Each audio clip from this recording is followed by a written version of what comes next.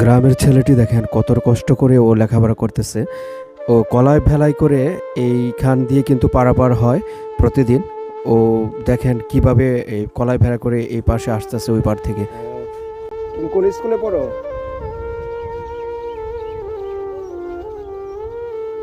ঘনিয়ারচর দক্ষিণ সরকারি প্রাথমিক বিদ্যালয়। ঘনিয়ারচর বাজারের পাশে যে একটা প্রাথমিক বিদ্যালয়, এটা পড়ো না? এটা তো তাহলে এদিক দিলে যে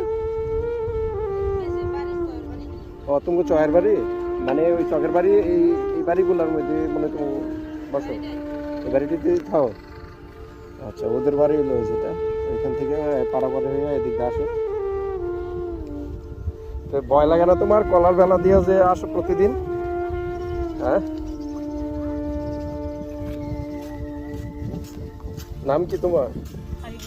আরিফুল ইসলাম। আচ্ছা, ঠিক আছে, তো ভালো থাকবে, ঠিক মতো